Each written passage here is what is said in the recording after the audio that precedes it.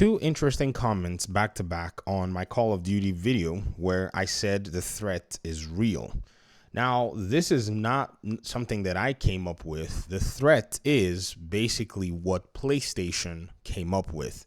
I keep making this video to iterate that you're going to see my fellow PlayStation fanboys try to, in a sense, downplay this stuff when PlayStation themselves were like, yo, this thing is a threat. Microsoft's acquisition of Activision positions it to leapfrog our current pillars. They talk about how it provides an interesting or incredible strategic value across live service games, the scale in mobile, PC storefront, and battle.net.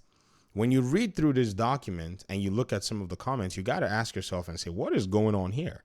Shout out to my audience members. Exonic says, I feel Xbox will feel the consequences of Gamepass within a few years. There's no way they'll make back the money they've spent on these games from Gamepass. Now, this is a very interesting perspective. I would have said to you, well, again, you have to think about what and where the cash came from for Activision. It was full-blown profits that they had sitting around. This was probably brought in when they were trying to get some money in at a lower tax rate with the 2017 Jobs Act that was put together by Congress and the presidency at the time. So if Microsoft wanted to actually light that money on fire, they probably could have. But something that was very interesting that a lot of people posited was a lot of folk are not seeing Activision, Blizzard, and King in the full context. Number one, there was not just Activision. There were three different entities, and all of them that publish games and are profitable. King is a money printer in the mobile space. That company by itself will pay off its own portion of the $70 billion for the acquisition. But then the main thing is that these are assets. It adds $70 billion value or more, depending on how this entity is growing, to Microsoft's books. And I think it's very interesting. So again, when you look at it that way, if, Microsoft decides, well, we're not making the return that we want, they can always sell Activision Blizzard King for $70 billion. Someone's going to buy it. There's no doubt about that. The second one is from another audience member of mine, Nighttime21. Shout out to you. You said another Microsoft financial analyst. I'm not a Microsoft financial analyst. In fact, I'm getting carried by PlayStation when I'm showing you all these documents because, again, PlayStation is the one talking about this.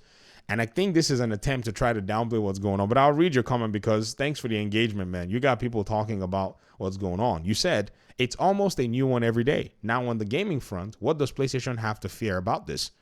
I don't know. They're the ones that are saying that they have a threat in front of them. Like, you ask like I'm the one that's actually coming out to say this.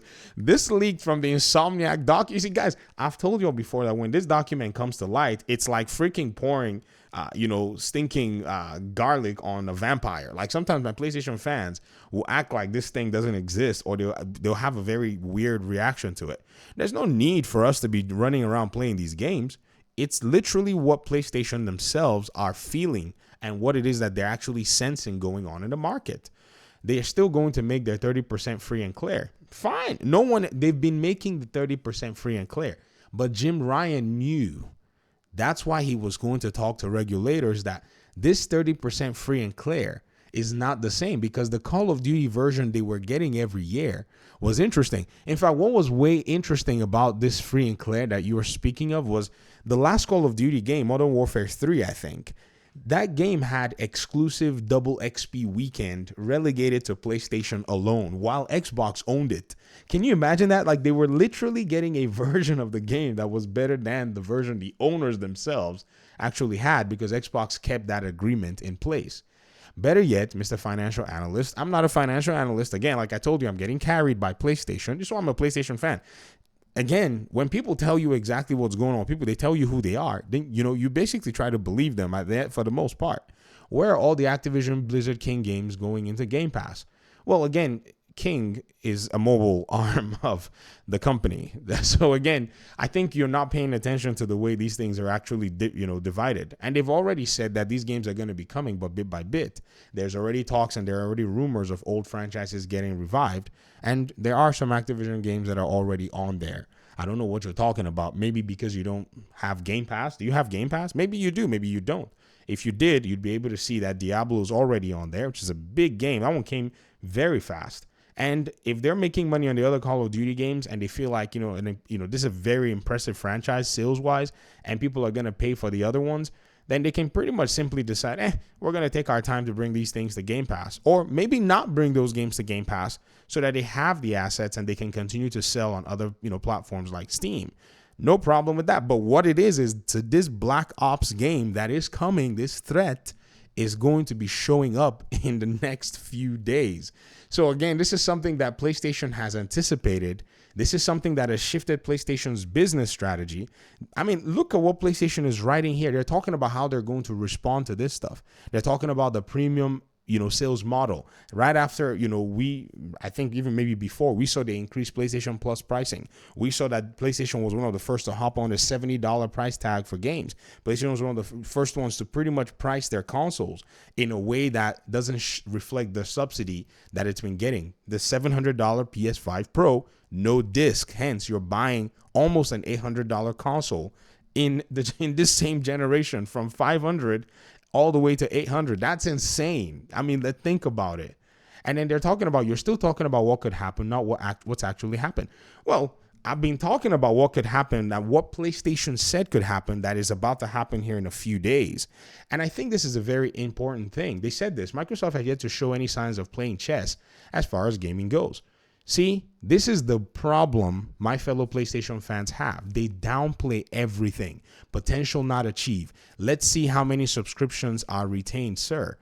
The crazy thing about Call of Duty that many people have not necessarily come to terms with is there's already a core player base for Call of Duty. They're not going to change their behavior.